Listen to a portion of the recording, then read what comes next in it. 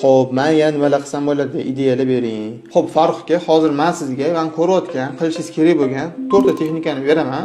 Bu orqali blogingizdan hozirgidan ancha yaxshiroq daromadga chiqsangiz bo'ladi. Xo'p, birinchisi Instagram zo'r plashadka, kontentlaringizni zo'r yurityapsiz, lekin ko'ryapman, profilingiz YouTube da yuritmayapsiz, TikTok da yuritmayapsiz, Telegram da yuritmayapsiz. Qolgan plashadkalarda ham katta auditoriya bor. Bularni ham qamrab olishga, bu yerdan kontent qilishga harakat qilishingiz kerak. Xo'p, ikkinchisi sizda har doim sotiluvchi, o'quvchilar undan daromadga chiqish mumkin bo'lgan produktingiz yo'q ekan.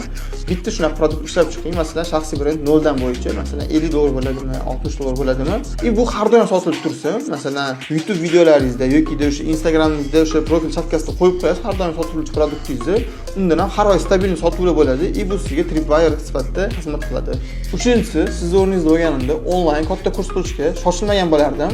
Hozir zo'r ketyapsiz, o'sha offlayn kurs qilayotgan ekansiz, qimmat kursni xuddi shuni davom ettirardim. Hozirgi o'sha 15 kishi o'qiyotgan bo'lsa, hammasini rezultatlarini nima bo'layotganini storiesga olib chiqardim. Mana 15 kishidan 15 kishini rezultatga olib chiqib, keyin potokda o'sha 50 ta odam yig'ardim. O'sha 25 dan ikkita guruh qilgan bo'lardim. Va to'rtinchisi, men sizda ko'rayotganim hozir faqat bir xil mavzularda kontentlar bo'lyapti. Men nima qilardim? Qo'shimcha podkastlarga, intervyularga mehmon sifatida borardim. U yerda o'zimning fikrlarimni, o'zimni dunyoqarashimni ochib berib, bu orqali ham yana qo'shimcha obunachilarga ega bo'lgan bo'lardim.